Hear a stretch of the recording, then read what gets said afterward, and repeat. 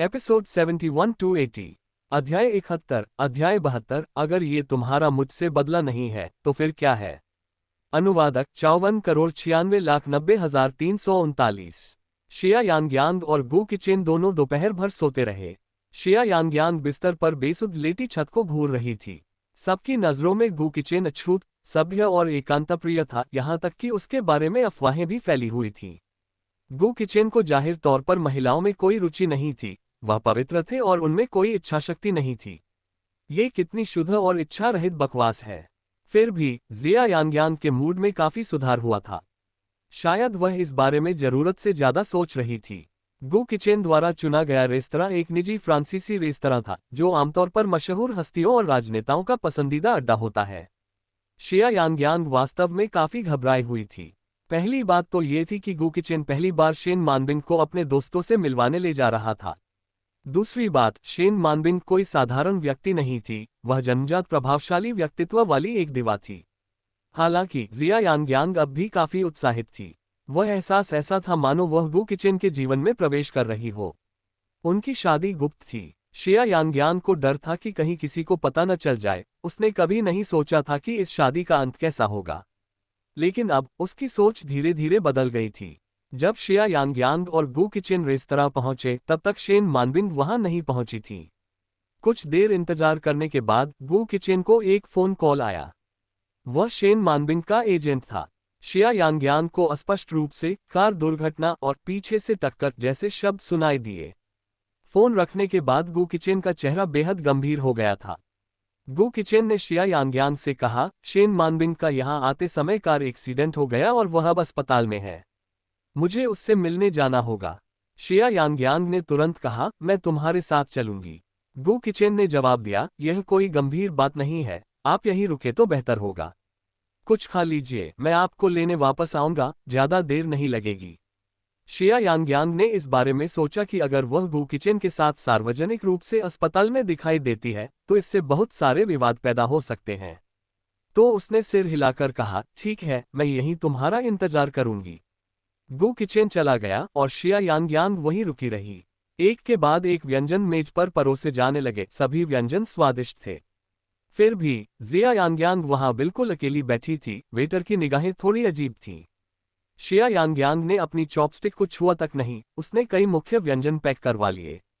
अंत में जिया यांग्यांग को मन की शांति नहीं मिली और वह टैक्सी लेकर अस्पताल चली गई। उसकी सुनने की क्षमता अच्छी थी। जब गु किचेन पहले फोन पर बात कर रहा था तो उसने अस्पताल का नाम और वार्ड का कमरा नंबर सुना था। कुछ ही देर में वह अस्पताल पहुंची और सीधे भर्ती विभाग में चली गई। ये वीआईपी वार्ड में था जहां ज्यादा लोग नहीं थे, वहां बहुत शांति थी। शेन मानबिंग के वार्ड का पूरा तल खाली था। शिया यांग्यांग वार्ड के दरवाजे के बाहर खड़ी होकर हिचकिचा रही थी। जैसे ही शिया यांग्यांग ने दरवाजा खटखटाने की कोशिश की, दरवाजा खुला और एक नर्स बाहर निकली। शिया यांग्यांग के खाने के डिब्बे को देखकर उसने कहा, आप मिस शेन की सहायक होंगी, जाए, बस याद रखिए कि उन्हें कोई तैलीय खाना न दें। इतना कहकर नर्स चली गई। वार्ड का दरवाजा खुला ही रहा। वार्ड का भीतरी हिस्सा किसी राष्ट्रपति के स्वीट की तरह विशाल था। शिया यांग्यांग धीरे धीरे अंदर आई और शयनकक्ष से उसे गु किचेन की आवाज सुनाई दी, मानबिंग, ये चाले मत चलो। मुझे लगा था कि मैंने उस दिन सब कुछ स्पष्ट कर दिया था। शेन मानबिंग की आवाज अंदर से आई, मैं तुम्हारी बातों पर कैसे विश्वास करूं, तुमने और एक 20 साल की लड़की ने शादी का लाइसेंस ले लिया। गु किचेन, क्या तुम मुझसे बदला लेने की कोशिश कर रहे हो? मैं तुमसे बदला नहीं ले रही हूं। मेरी शादी हो गई है, यही सच है। गु किचेन, हॉलीवुड में करियर बनाना मेरा बचपन से सपना था। मैंने कहा था कि मैं ज्यादा से ज्यादा 2 साल लूंगी। 2 साल बाद मुझे पूरा भरोसा है कि मैं सर्वश्रेष्ठ अभिनेत्री का ऑस्कर जीतूंगी। यह आपकी पसंद है, इससे मेरा कोई लेना देना नहीं है।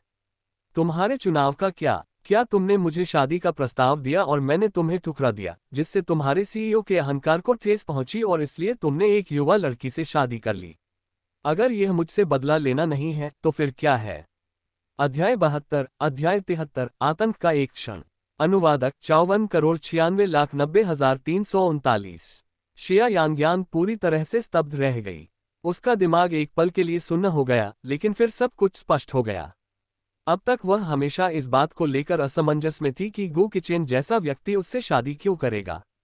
वे एक दूसरे को पहले से नहीं जानते थे और नशे में धुत एक रात के कारण ही उनके बीच संबंध बन गए। अगली सुबह जब जिया यांग्यांग को होश आया तो वह बहुत घबराई हुई थी। हालांकि गु किचेन ने शांत भाव से पूछा, क्या आपकी उम्र कानूनी रूप से वैध है? उसने सिर हिलाया। गु किचेन ने कहा, आज दोपहर नागरिक मामलों के ब्यूरो के कार्यालय में मुझसे मिलने के लिए अपना घरेलू रजिस्टर और पहचान पत्र लेकर आए। और बस इसी तरह एक स्तब्ध अवस्था में जिया यांग्यांग ने गु किचेन के साथ हाथ में हाथ डालकर अपना विवाह प्रमाण पत्र प्राप्त किया। उस समय लू हाउटियन और गोंग जुएर के कारण जिया यांग्यांग प्रेम को लेकर निराश थी और उसने एक ऐसे अकल्पनीय तरीके से अपनी कौमार्यता खो दी थी। उसे लगा कि इससे कोई फर्क नहीं पड़ता कि वह किससे शादी करती है। उसे उम्मीद नहीं थी कि जिस व्यक्ति के साथ उसे विवाह प्रमाण पत्र मिला वह इतने उच्च पद का होगा। शिया यांग्यांग इस बात से हैरान थी कि गु किचेन ने एक रात के संबंध के बाद भी हजारों संभावित विकल्पों में से उससे शादी करना क्यों चुना। अब जिया यांग्यांग को बात समझ आ गई।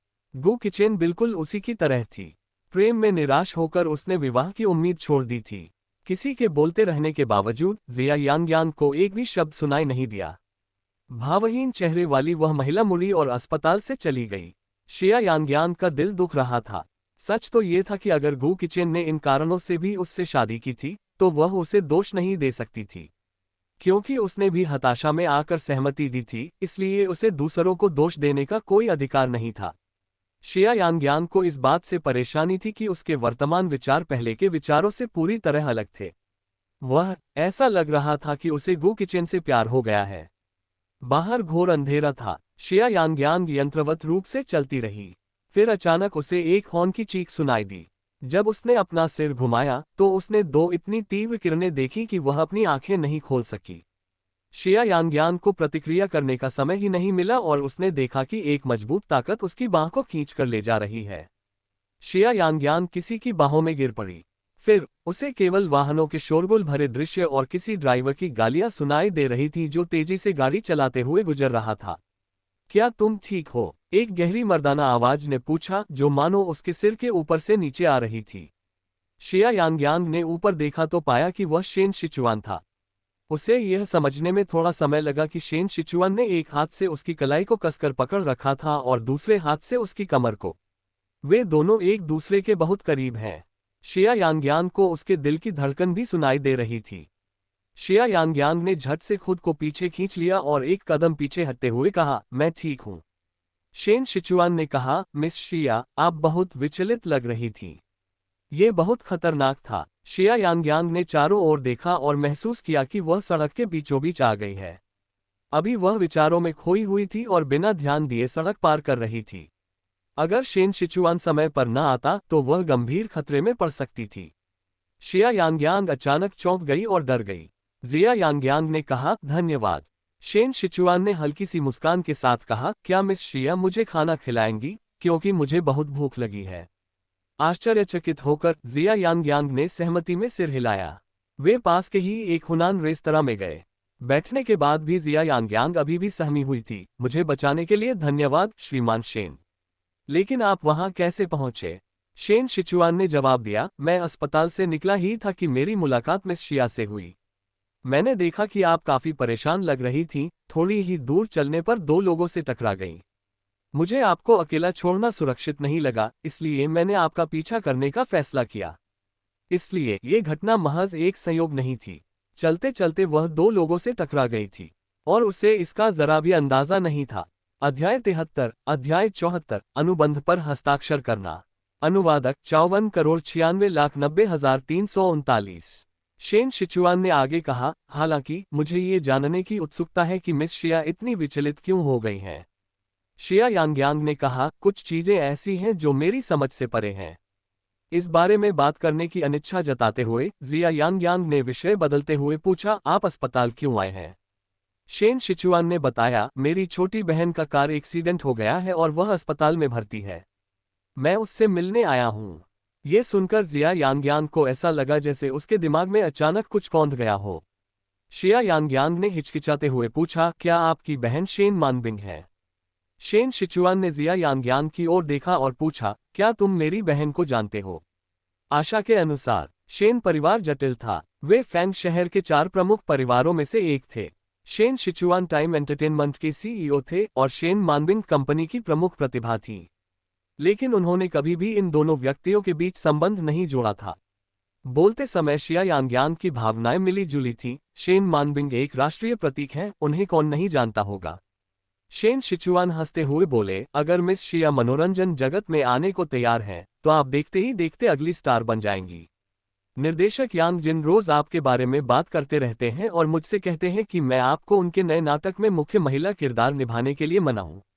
शिया यांगयांग ने विनम्रतापूर्वक मना कर दिया, मैं अभी भी स्कूल में पढ़ रही हूं, यह मेरे लिए सुविधाजनक नहीं होगा। इसमें कोई दिक्कत नहीं होगी। नाटक का ज्यादातर हिस्सा स्कूल के माहौल में फिल्माया गया है और लोकेशन तो आपकी अपनी यूनिवर्सिटी ही है। इसके अलावा आपकी गर्मियों की छुट्टियां भी जल्द ही शुरू होने वाली हैं। इसके बावजूद जिया यांगयांग ने फिर भी मना कर दिया। रात का खाना खत्म करने के बाद जिया यांगयांग मेपल विला लौट आए। आधे घंटे बाद गु किचेन ने फोन करके बताया कि उसे देर हो जाएगी और उसने ड्राइवर को सलाह दी कि वह उसे रेस्तरां से ले जाए। शिया यांगयांग ने कहा, इसकी कोई जरूरत नहीं होगी, मैं पहले ही घर पहुंच चुकी हूं। फोन रखने के बाद जिया यांगयांग सोफे पर अकेली बैठ गई। उसकी निगाहें दीवार पर लगी घड़ी पर टिकी हुई थीं। गु किचेन कब वापस आएगा? आधी रात। अगर गु किचेन आधी रात से पहले लौट आया तो जिया यांगयांग उसका सामना करेगी। अगर वह वापस नहीं आया तो वह चली जाएगी। तुला राशि की शिया यांगयांग अक्सर दुविधा में पड़ जाती थी। ऐसी परिस्थितियों में वह समय और भाग्य को ही निर्णय लेने देगी। घड़ी की सुइयां टिक टिक कर रही थीं। समय धीरे धीरे बीत रहा था। शिया यांगयांग का दिल डूब रहा था, मानो वह गहरे अंतहीन समुद्र में डूब रहा हो। जब सेकंड की सुई बिना किसी हिचकिचाहट के 12 पार कर गई, तो जिया यांगयांग को अचानक शांति का अनुभव हुआ। ऐसा लगा मानो उसके सिर पर लटकी तलवार आखिरकार गिर गई हो। बिना एक पल भी हिचकिचाए जिया यांगयांग ने अपना फोन उठाया और शेन शिचुआन का नंबर डायल किया। फोन पर शेन शिचुआन की आवाज में हैरानी का भाव था, मिस शिया, मैं सोच रहा था, अगर मैं आपकी फिल्म में अभिनय करने के लिए सहमत हो जाऊं, तो क्या आप मेरे लिए आवास की व्यवस्था करेंगे? बेशक, यह विश्वविद्यालय का सबसे अच्छा छात्रावास है। ठीक है, मैं आपका प्रस्ताव स्वीकार करता हूं। फोन रखने के बाद जिया यांगयांग ने अपना सामान पैक करना शुरू कर दिया। वह गु किचन के साथ एक ही छत के नीचे नहीं रहना चाहती थी और उसका पुराना छात्रावास किसी और को आवंटित कर दिया गया था। शिया यांगयांग भी घर नहीं जाना चाहती थी। पहले वह या तो स्कूल में ही रहती थी या गर्मियों की छुट्टियों के दौरान समर कैंप जाती थी। सामान पैक करने के बाद जिया यांगयांग थोड़ी देर बिस्तर पर लेटी रही, लेकिन उसे चैन की नींद नहीं आई। गु किचन पूरी रात वापस नहीं आया। अगले दिन जिया यांगयांग अपना सामान लेकर चली गई। शिया यांगयांग ने पहले अपना सामान वेन शियाओचू के छात्रावास में रखा, फिर वह टाइम एंटरटेनमेंट चली गई। सीईओ का कार्यालय। शेन शिचुआन ने जिया यांगयांग को एक दस्तावेज देते हुए कहा, यह अनुबंध है, आप इसे देख सकते हैं। यदि आपको कोई चिंता हो तो बेझिझक बताएं। शिया यांगयांग ने इसे सरसरी तौर पर पढ़ लिया। एक ऐसे पिता के साथ पली बड़ी होने के कारण जो खुद भी एक मनोरंजन कंपनी के अध्यक्ष थे, शिया यांगयांग इन मामलों से परिचित थी। शिया यांगयांग ने कहा, टाइम एंटरटेनमेंट के तहत कलाकार बनने का मेरा कोई इरादा नहीं है। क्या हम इसे और सरल बना सकते हैं? मैं एक फिल्म शूट करता हूं, आप मुझे मेरी मेहनत का पैसा देते हैं, फिल्म पूरी होने के बाद हम अनुबंध समाप्त कर देते हैं। बस इतना ही सरल। अध्याय 74। अध्याय 75। मुख्य पुरुष पात्र कौन है? अनुवादक 54,96,90,339। शेन शिचुआन ने कुछ देर सोचा और फिर अनुबंध को एक तरफ रख दिया। जी हाँ, मैं ये कर सकता हूँ, लेकिन इस मामले में आपके लिए प्रबंधक का इंतजाम करना मेरे लिए मुश्किल होगा। इसलिए मैं अस्थायी रूप से मिस शिया के प्रबंधक के रूप में काम करूंगा। शूटिंग 3 महीने तक चलेगी और इस दौरान मैं व्यक्तिगत रूप से आपके काम की व्यवस्था करूंगा। बेशक, अगर कुछ भी होता है तो आपको मुझे तुरंत सूचित करना होगा। मैं तुमसे वादा करता हूं, जिया यांगयांग ने जवाब दिया। अनुबंध पर दोबारा हस्ताक्षर करने के बाद शेन शिचुआन ने कहा, आज रात हम निर्देशक और पटकथा लेखक के साथ रात्रिभोज करेंगे ताकि एक दूसरे को जान सकें। हम 3 दिनों में शूटिंग शुरू कर देंगे। शिया यांगयांग मान गई, लेकिन उसने आगे कहा, क्या आप मेरे लिए छात्रावास की व्यवस्था पहले से कर सकते हैं? मेरे पास अभी रहने के लिए कोई जगह नहीं है। शेन शिचुआन ने उत्तर दिया, विश्वविद्यालय के साथ हुए समझौते के अनुसार छात्रावास की व्यवस्था अभी तक तय नहीं की गई है।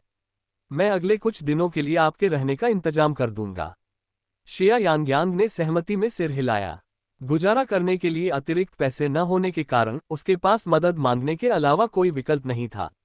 सबसे खराब स्थिति में भी अभिनय से कमाई होने पर वह आवास शुल्क चुका देगी। शिया यांग्यांग ने पूरा दिन शेन शिचुआन के कार्यालय में पटकथा पढ़ने में बिताया। उसने टाइम मैंशन में स्थित स्टाफ कैंटीन में दोपहर का भोजन किया। दोपहर में गू किचेन ने उसे फोन किया, लेकिन जिया यांग्यांग ने फोन नहीं उठाया। शाम को जिया यांग्यांग और शेन शिचुआन डेफू पैलेस होटल गए। निजी कमरा विशाल और सुरुचिपूर्ण ढंग से सजाया गया था। निर्देशक, पटकथा लेखक, निर्माता और कई अन्य प्रमुख रचनात्मक व्यक्ति एक एक करके आने लगे। निर्देशक यांग जिन शिया यांग्यांग को ऐसे देख रहे थे मानो वह कोई अनमोल खजाना हो। भोजन के दौरान जिया यांग्यांग ने उत्सुकता से यांग जिन से पूछा, इतनी सारी लड़कियों में से आपने पहली नजर में मुझे ही क्यों चुना? यांग जिन ने एक ड्रिंक लेने के बाद मुस्कुराते हुए कहा, कहानी में लिन शियाओफान एक भोली भाली प्यारी लड़की है जो हमेशा थोड़ी धीमी रहती है। जब आप मीटिंग रूम में अचानक दाखिल हुए और वो हैरान करने वाला पल आया, तो मुझे लगा क्या ये लिन शियाओफान ही है। आपका भोला भाला और प्यारा व्यवहार बिल्कुल उसी की तरह है। जिया यांग्यांग, इसलिए उसे चुना गया क्योंकि वह मूर्ख दिखती थी। उसने ऐसा बिल्कुल नहीं सोचा था। शिया यांग्यांग ने पटकथा लेखक शियाओ होन से कुछ देर बातचीत की। शिया यांग्यांग दोपहर में स्क्रिप्ट पढ़ते ही उसमें पूरी तरह से लीन हो गई। सिंड्रेला का जादुई भाग्य लिन शियाओफान नाम की एक विलक्षण लड़की की कहानी है, जो एक जानलेवा दुर्घटना से बचने के बाद अप्रत्याशित रूप से थोड़े समय के लिए समय और स्थान में यात्रा करने की क्षमता प्राप्त कर लेती है। वह संयोगवश एक रईस के बेटे किम शिक्सुन के साथ जुड़ जाती है और उनके बीच एक हास्यपूर्ण, जादुई और प्रेम कहानी का रोमांच शुरू होता है। कथानक अद्भुत रूप से काल्पनिक और बेहद दिलचस्प है। शिया यांग्यांग ने पूरी मूल कहानी एक ही बार में पढ़ ली और उसे पढ़कर उन्हें बहुत आनंद आया। टीवी ड्रामा में दूसरी महिला मुख्य किरदार धनी युवती शी आनकी की भूमिका उभरती हुई स्टार लू याओ निभा रही हैं। लू याओ भी रात्रिभोज में उपस्थित थी। शिया यांग्यांग लू याओ का नाम काफी समय से जानती थी क्योंकि लू याओ भी ए विश्वविद्यालय के नाटक विभाग की छात्रा थी। हालांकि उन्हें पहले ही साल में एक प्रतिभा खोजी ने पहचान लिया था और वह पहले ही कई टीवी नाटकों में अभिनय कर चुकी थी। हालांकि उन्हें बहुत प्रसिद्धि नहीं मिली थी, लेकिन उन्होंने काफी लोकप्रियता हासिल कर ली थी और उन्हें ड्रामा डिपार्टमेंट की कलीग भी कहा जाता था। एक ही स्कूल में पढ़ने के कारण उनमें तुरंत एक जुड़ाव महसूस हुआ। रात के खाने के बाद बड़े बड़े लोग व्यापारिक मामलों पर चर्चा कर रहे थे। इसी बीच जिया यांग्यांग एक तरफ लू याओ से बातचीत कर रही थी। लू याओ ने कहा, मैंने सुना है कि मुख्य अभिनेता का चयन गुप्त रूप से हो चुका है, लेकिन अभी तक इसकी घोषणा नहीं की गई है। मुझे लगा कि आज हमारी उनसे व्यक्तिगत मुलाकात हो सकती है। आपको क्या लगता है कि वह कौन हो सकता है? शिया यांग्यांग ने कुछ देर सोचा और जवाब दिया, टाइम एंटरटेनमेंट में इस समय सबसे लोकप्रिय युवा पुरुष अभिनेता सोंग जिहान और ओ जे हैं। सोंग जिहान स्कॉटलैंड में निर्देशक झांग की बड़े बजट की ऐतिहासिक फिल्म की शूटिंग कर रहे हैं। शायद उनके पास समय नहीं है। ओ जे के नए नाटक की शूटिंग अभी अभी पूरी हुई है, इसलिए मुझे लगता है कि वही सबसे संभावित उम्मीदवार हैं। शिया यांग्यांग को मनोरंजन उद्योग की जो जानकारी है, उसका श्रेय काफी हद तक मनोरंजन उद्योग पर मशहूर हस्तियों के प्रभाव का असर नामक एक विशेष समाचार रिपोर्ट पर उनके पिछले काम को जाता है। लू याओ ने सिर हिलाकर जवाब दिया, मुझे भी ऐसा ही लगता है। ओ जे बहुत सुंदर है, लेकिन वह बहुत ही सीधा साधा आदमी है और मेरे टाइप का नहीं है। अध्याय 75, अध्याय 76, चिंता मत करो, मैं अब भी एक सज्जन व्यक्ति हूँ। अनुवादक 54,96,90,339। शिया यांग्यांग ने मजाक में कहा, तो आपको किस तरह का पसंद है? लू याओ ने शर्माते हुए कहा, मनोरंजन जगत के पुरुष सितारों में मुझे चेन यू सबसे ज्यादा पसंद है।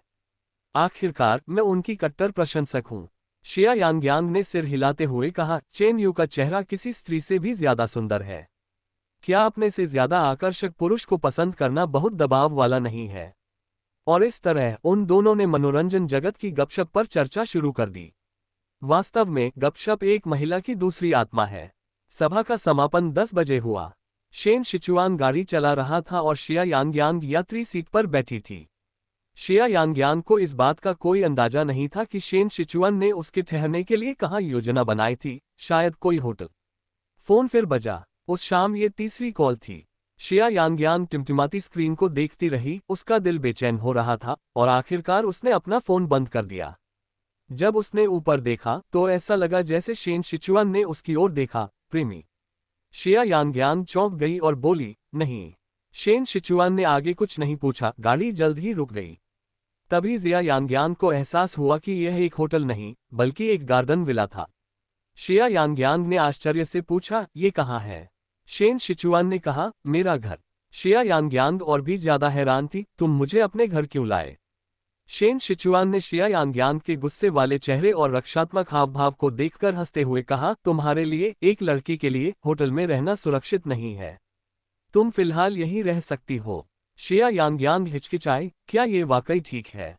शेन शिचुआन ने हल्की सी मुस्कान के साथ कहा, चिंता मत करो, आखिर मैं एक सज्जन व्यक्ति हूँ। शिया यांगयांग को इससे डर नहीं था, लेकिन फिर भी उसे बहुत अजीब लग रहा था। हालांकि रात काफी हो चुकी थी और विला शहर के बाहरी इलाके में था। वापस लौटने में बहुत देर हो चुकी थी। अंततः जिया यांगयांग कार से बाहर निकल गई।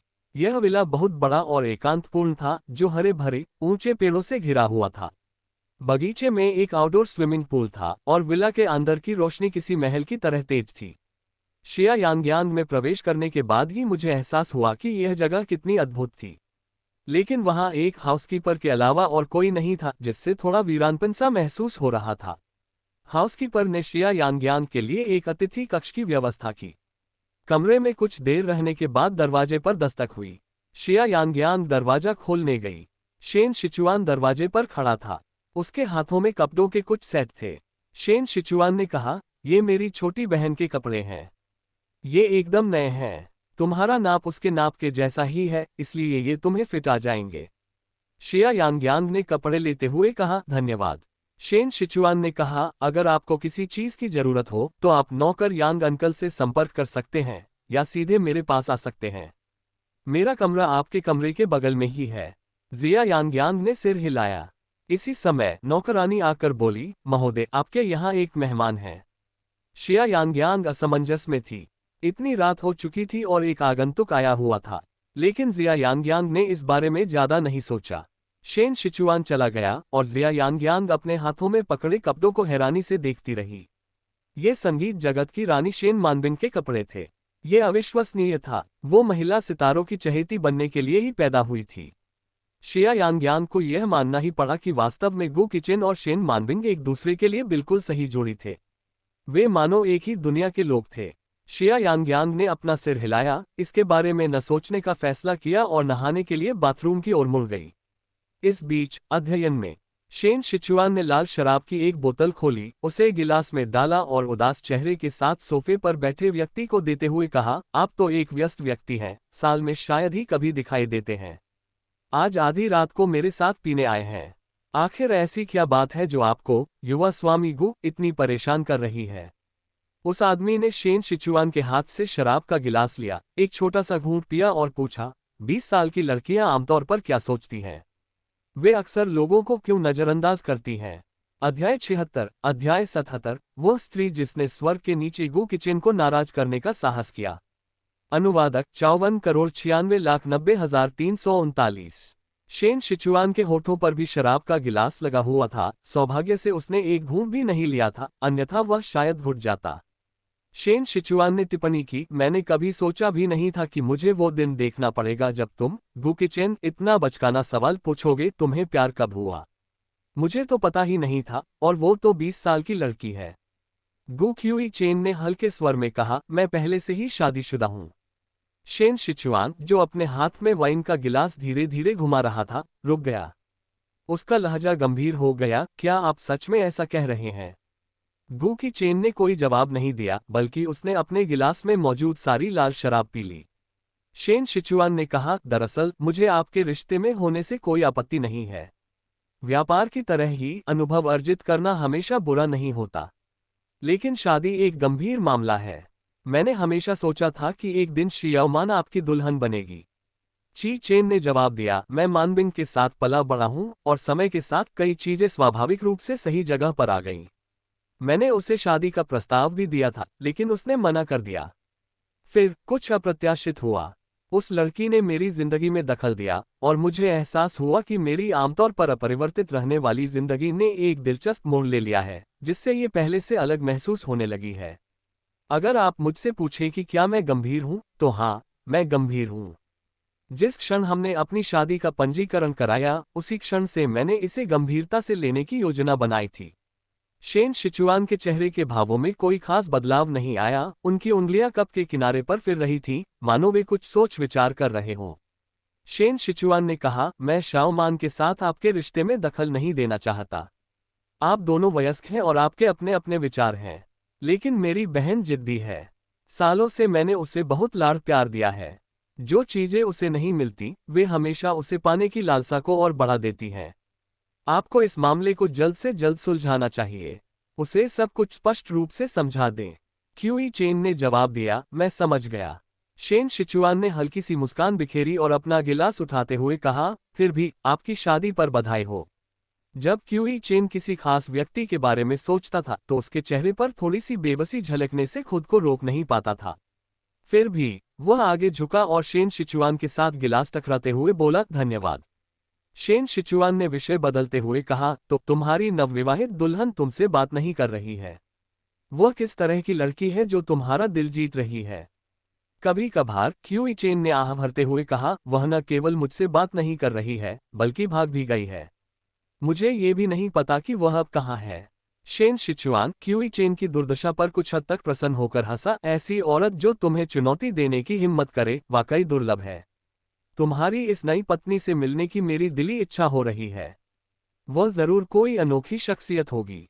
क्यूई चेन खड़ी हुई, आह भरी और छत की ओर चल पड़ी। नहाने के बाद जिया यांग्यांग बिस्तर पर लेटी हुई सो नहीं पा रही थी। उसके मन में गू क्यूई चेन की छवि छाई हुई थी। वह सोच रही थी कि वह इस समय क्या कर रहा होगा। क्या वह मेपल विला लौट आया है? क्या वह अभी भी शेन मानबिंग के साथ है? यांग जितना ज्यादा इसके बारे में सोचती गई, उतनी ही बेचैन होती गई। उसे ऐसा लगने लगा जैसे विशाल कमरा घुटन भरा हो। शिया यांग आखिरकार उठी और उसने आंगन में आराम करने का फैसला किया।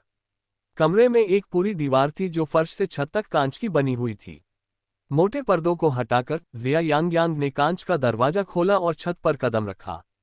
ये छत पश्चिमी शैली में, मध्य यूरोपीय स्थापत्य शैली में बनाई गई थी, जिसे यांग ने फिल्म रोमियो और जूलियट में देखा था। बाहर का नजारा शानदार था। चांदनी रात में एक विशाल झील एक विशाल दर्पण की तरह लग रही थी। पेड़ों को भूल भुलैया जैसी आकृतियों में काटा गया था। फूलों के खेत में चारों ओर ब्रिटिश गुलाब लगाए गए थे। पहली नज़र में ऐसा लग रहा था मानो वह एलिस इन वंडरलैंड की दुनिया में घूम रही हो। यांग आश्चर्यचकित हुए बिना नहीं रह सकी। फैंग शहर में इतनी खूबसूरत जगह देखकर वह आश्चर्यचकित रह गई। जून की रात की हवा ज्यादा गर्म नहीं थी। ऐसा लग रहा था जैसे कोई कोमल हाथ उसके चेहरे को छू रहा हो। यांग ने अपनी आंखें बंद कर ली और खुद को काफी अधिक आराम महसूस करने लगी। वह वापस सोने के इरादे से मुड़ गई। हालांकि उसने बगल वाले घर की छत पर एक आकृति देखी। अध्याय 77, अध्याय 78, टकराना। अनुवादक 54,96,90,339। यहाँ के प्रत्येक कमरे में एक दूसरे से सटे हुए, बहुत दूर नहीं, एक छत है। शिया यांग को नहीं पता था कि बगल वाला कमरा कौन सा है, लेकिन अंदर से आ रही रोशनी के कारण वह छत पर सब कुछ स्पष्ट रूप से देख सकती थी। जैसे ही शिया यांग ने उस आदमी का चेहरा पहचाना, वह जमसी गई। एक पल के लिए जिया यांग को लगा कि वह मतिभ्रम का शिकार हो रही है, और उसने अविश्वास से अपनी आंखें मल लीं। जब उसने दोबारा अपनी आंखें खोली तो वह आदमी अभी भी वहीं खड़ा था, लेकिन इस बार उससे पहले से कहीं अधिक ठंडी आभा निकल रही थी। यह कोई मतिभ्रम नहीं था। जो व्यक्ति अब शिया यांग को घूर रहा था, वह वास्तव में गू किचेन ही था। हवा बिल्कुल शांत थी। पेड़ सुप्त अवस्था में थे। हत्या का इरादा। शिया यांग को सचमुच लगता था कि दुनिया बहुत रहस्यमय है। गू किचेन अचानक यहाँ क्यों प्रकट हुए? उसने सफेद कमीज और काली पतलून पहनी हुई थी और उसका चेहरा आकर्षक था। एक हाथ में शराब का गिलास था और दूसरा हाथ उसकी पतलून की जेब में था। अंदर की गर्म रोशनी और चांदनी का मिश्रण उस पर पड़ रहा था, जिससे वह किसी कॉमिक बुक से निकले आदर्श पुरुष की तरह दिख रहा था। हालांकि बढ़ती ठंडक को नजरअंदाज करना मुश्किल था। इसने लगभग छत को एक बर्फीले घर में बदल दिया था। शिया यांग की पहली प्रतिक्रिया ये थी कि अगर दुश्मन नहीं हिलता तो मैं भी नहीं हिलूंगा। इसलिए वे काफी देर तक दूर से एक दूसरे को देखते रहे। जब शेन शिचुआन गू किचेन के पीछे से आया तो उसने ये दृश्य देखा। गू किचेन की आभा बर्फीली थी और उसकी निगाहें ऐसी लग रही थीं मानो सामने वाले व्यक्ति को निगलकर उसके शरीर के टुकड़े टुकड़े कर देंगी। इसी बीच दूसरी तरफ खड़ी लड़की घबराई हुई लग रही थी और उसकी आंखों में थोड़ी सी बेचैनी झलक रही थी। यह एक बड़े पैमाने पर चल रहे छापे जैसा लग रहा था। शेन शिचुआन ने भौहें चढ़ाकर पूछा, क्या आप दोनों एक दूसरे को जानते हैं? गू किचेन पहले ही मुड़कर कमरे में प्रवेश कर चुका था। शिया यांग्यांग ने राहत की सांस नहीं ली। उसका दिमाग एक पहेली की तरह खाली था। और सच में 1 मिनट से भी कम समय बाद जिया यांग्यांग के दरवाजे पर दस्तक हुई। जो होना तय है वो होकर रहेगा। शिया यांग्यांग ने जल्दी से खुद को संभाला, आगे बढ़ी और दरवाजा खोल दिया। गू किचेन और शेन शिचुआन दोनों दरवाजे पर खड़े थे। गू किचेन का चेहरा कुछ खास अच्छा नहीं लग रहा था। उसकी आवाज बेहद डरावनी थी। शिया यांग्यांग, क्या तुम्हें यह नहीं बताना चाहिए कि तुम यहाँ क्यों हो? शिया यांग्यांग को सचमुच लगा कि एक वाक्य से सब कुछ स्पष्ट नहीं हो सकता। ये देखकर कि उसे कुछ आभास हो गया है, शेन शिचुआन ने बीच में कहा, वह उस नए नाटक की मुख्य अभिनेत्री है जिसमें मैं निवेश कर रहा हूँ। उसे रहने के लिए जगह की जरूरत थी, इसलिए वह अस्थायी रूप से यहाँ रह रही है। फिर शेन शिचुआन ने अपनी निगाहें जिया यांग्यांग की ओर घुमाईं। तुम दोनों के बीच क्या रिश्ता है? शेन शिचुआन को पहले ही इसका जवाब पता चल चुका था। वह गू किचेन के साथ 20 साल से दोस्त थे, लेकिन उन्होंने उसे पहले कभी इतने उदास चेहरे के साथ नहीं देखा था। गू किचेन की आवाज थोड़ी और धीमी हो गई। नए नाटक की मुख्य अभिनेत्री, तुमने मुझे क्यों नहीं बताया कि तुम अभिनय कर रही हो? शिया यांग्यांग ने पलटवार करते हुए कहा, मैं तुम्हें सब कुछ क्यों बताऊं? तुम भी तो मुझसे बहुत सी बातें छिपा रही हो, है ना? गू किचेन ने जिया यांग्यांग को ध्यान से देखा और पाया कि वह पायजामे में थी। उसके दिल में खामोश गुस्सा जल रहा था। गू किचेन ने अपने गुस्से पर काबू पाते हुए संक्षिप्त रूप से कहा, मेरे साथ घर चलो। शिया यांग्यांग को लगता था कि उसके और गू किचेन के बीच चाहे कुछ भी हो जाए, अंततः यह उनका निजी मामला ही रहेगा। वह नहीं चाहती थी कि दूसरे उसका मजाक उड़ाएं। इसलिए उसने मौन धारण किया, मानो सहमति दे दी हो। जाते समय जिया यांग्यांग ने शेन शिचुआन से कहा, आज मुझे अपने यहाँ रखने के लिए धन्यवाद, मैं आपको बाद में स्थिति समझा दूंगा। उसके बगल में खड़े गू किचेन ने ठंडे लहजे में जवाब दिया, तुम्हें पहले ये सोचना चाहिए कि मुझे कैसे समझाना है। शिया यांग्यांग ने उसे नजरअंदाज किया और चली गई। गू किचेन ने शेन शिचुआन को घूरते हुए कहा, और तुमसे मैं बाद में हिसाब बराबर कर लूंगा। शेन शिचुआन ने मासूमियत से अपने हाथ फैलाए। उसकी आवाज अस्पष्ट थी, मैं निर्दोष हूं। मुझे पहले से पता नहीं था कि वह आपकी लापता पत्नी है। गू किचेन ने ठंडी सांस ली और मुंह फेर लिया। शेन शिचुआन के चेहरे से हल्की सी मुस्कान धीरे धीरे गायब हो गई। अध्याय 78, अध्याय 79, चलो तलाक ले लेते हैं। अनुवादक 54,96,90,339। रास्ते में शिया यांग्यांग और गू किचेन चुप रहे। शिया यांग्यांग ने चुपके से रियरव्यू मिरर में गू किचेन के चेहरे पर एक नजर डाली। इतना अंधकार में वातावरण था कि घुटन महसूस हो रही थी। शिया यांग्यांग को शुरू में थोड़ा अपराध बोध हुआ। आखिरकार उसका गू किचेन के साथ वैवाहिक संबंध है और वह एक अजनबी के घर पर रात बिताने के दौरान पकड़ी गई थी। लेकिन जब उसने उस रात के बारे में सोचा जब गू किचेन घर नहीं आया था, तो जिया यांग्यांग को लगा कि उसकी तुलना में उसके कार्य उतने अतिरंजित नहीं थे। कार मेपल विला में दाखिल हुई और आखिरकार प्रवेश द्वार पर रुक गई। कार के अंदर का वातावरण और भी ठंडा हो गया। शिया यांग्यांग को ऐसा लगा जैसे हवा जम गई हो। अंत में गू किचेन ने कहा, मुझे बताओ, असल में क्या हुआ था?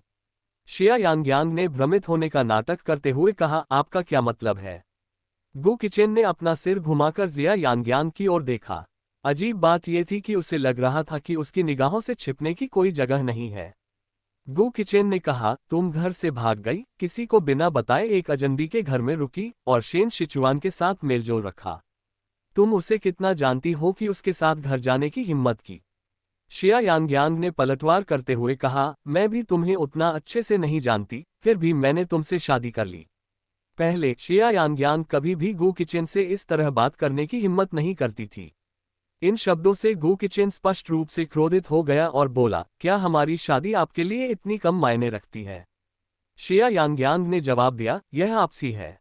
गू किचेन ने शिया यांग्यांग को काफी देर तक घूरते हुए कहा, शिया यांग्यांग, क्या तुम सचमुच मुझसे इस तरह बात करना चाहती हो? शिया यांग्यांग को अचानक बहुत दुख हुआ। वह अंदर ही अंदर दुविधा में थी, उसे समझ नहीं आ रहा था कि वह अपने सारे पत्ते खोल दे या उनके बीच के पर्दे को हटा दे। लेकिन शिया यांग्यांग में इतनी हिम्मत नहीं थी। शायद एक बार ऐसा हो जाने पर सब कुछ तुरंत पहले जैसा हो जाएगा। शिया यांग्यांग अभी तैयार नहीं थी, वह बस कुछ समय के लिए अपने रिश्ते को ठंडा करना चाहती थी। शिया यांग्यांग ने अपना सिर झुकाया और कहा, गु किचेन, चलो थोड़ा आराम करते हैं। क्यों? सिर्फ इसलिए कि मैं उस रात तुम्हें लेने घर नहीं आया, तुम इतनी जिद्दी क्यों हो रही हो? शिया यांग्यांग को अचानक बहुत दुख हुआ। देखो, गु किचेन काफी होशियार है, वह उसकी भावनाओं को भांप सकता है। लेकिन गु किचेन को यह नहीं पता था कि वह उस रात अस्पताल गई थी और उसने शेन मानबिंग के साथ उसकी बातचीत सुन ली थी। या शायद गु किचेन को पता था, लेकिन उसने अनजान होने का नाटक किया। क्योंकि एक बार यह बात सार्वजनिक हो गई तो बहुत सी चीजें बदल जाएंगी। शिया यांग्यांग ने स्वीकार किया कि वह प्रेम में डरपोक बन गई थी। जब लू हाओटिन ने गोंग जुएर के साथ उसे धोखा दिया तो वह अपने 10 साल के रिश्ते को निर्णायक रूप से खत्म कर सकी, हालांकि यह बेहद दर्दनाक था। लेकिन अब तो उसमें सच बोलने की हिम्मत भी नहीं बची थी, क्योंकि तब वह पूरी तरह से मूर्ख साबित हो जाएगी। उसके लिए शिया यांग्यांग क्या थी? क्या वह यंग मास्टर गु के प्रेम के घाव पर सिर्फ एक पट्टी थी? शिया यांग्यांग शांत हो गई और बोली, मैंने गर्मी की छुट्टियों के दौरान एक टीवी ड्रामा में अभिनय करने के लिए सहमति दे दी है। मैं इस दौरान क्रू के छात्रावास में रहूंगी। मैं इसकी अनुमति नहीं दूंगा। मैंने अनुबंध पर हस्ताक्षर कर दिए हैं।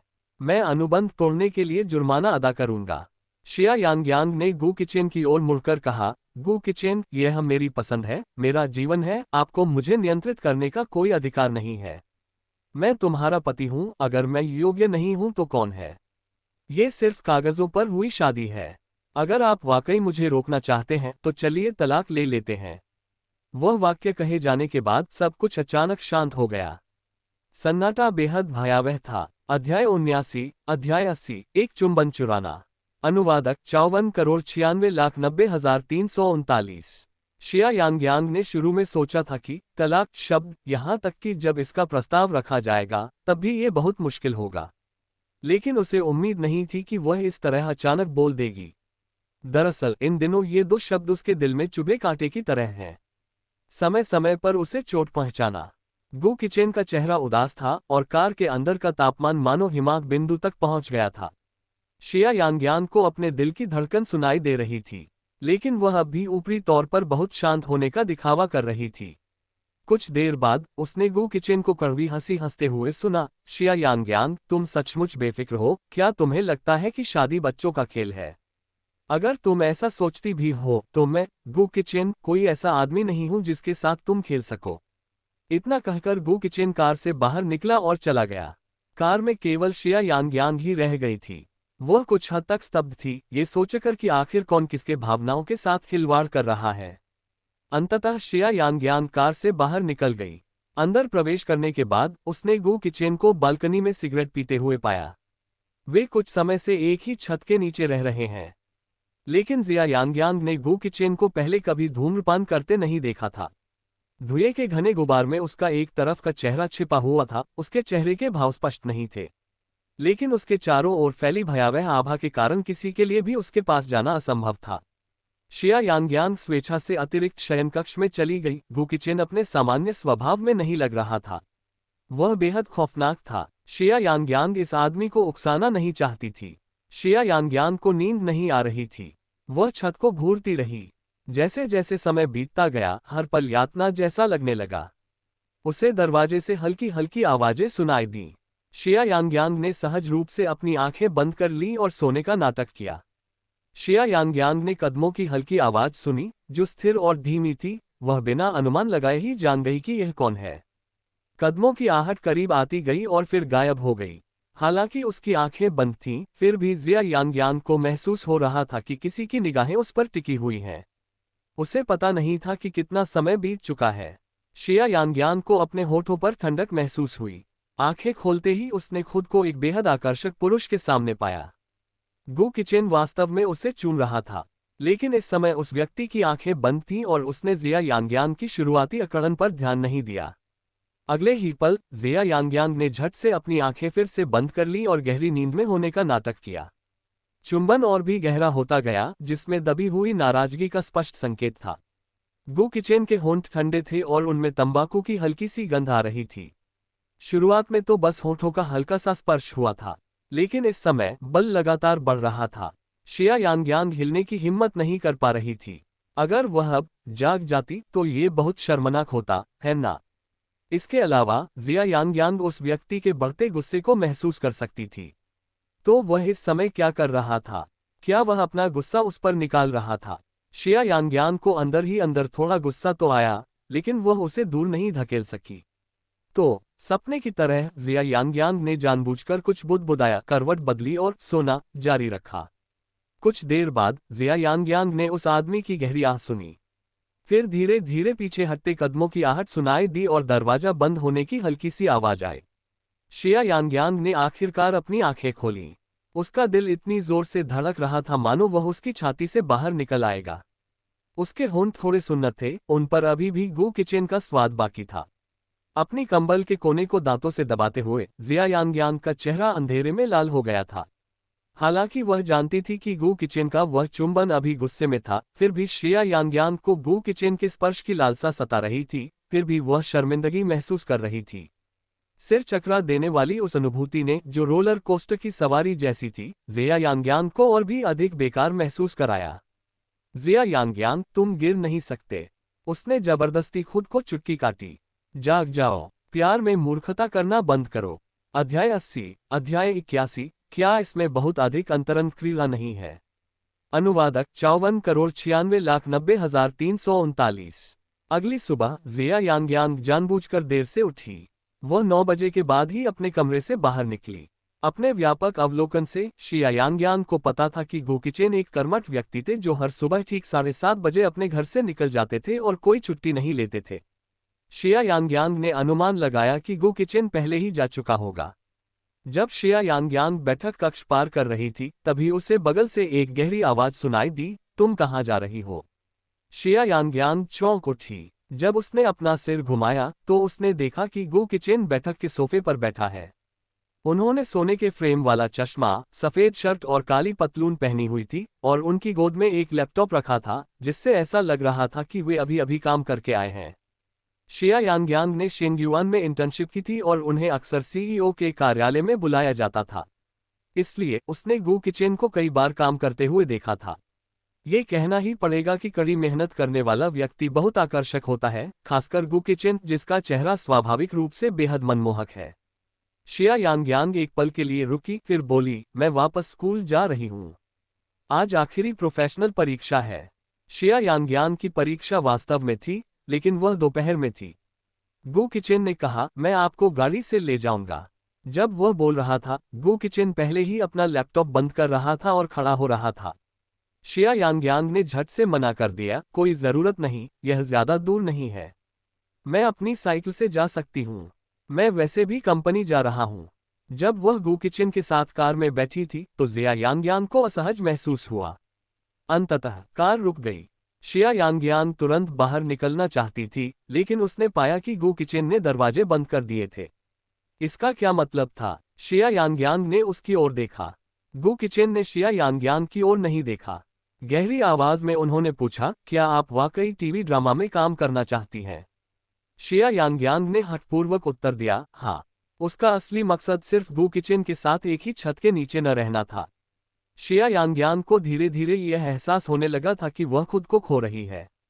इससे पहले कि खुद को मुक्त करने में बहुत देर हो जाए, जिया यांग्यांग को गंभीरता से रिश्ते का विश्लेषण और विचार करना होगा। भविष्य में क्या होगा, इस बारे में उसने अभी तक कोई निष्कर्ष नहीं निकाला था। शिया यांग्यांग को लगा कि गू किचेन उसके फैसले का विरोध करना जारी रखेगा। हालांकि कुछ पल की चुप्पी के बाद गू किचेन ने कहा, अगर आप जिद करते हैं तो ठीक है, लेकिन फिर कभी तलाक की बात मत करना।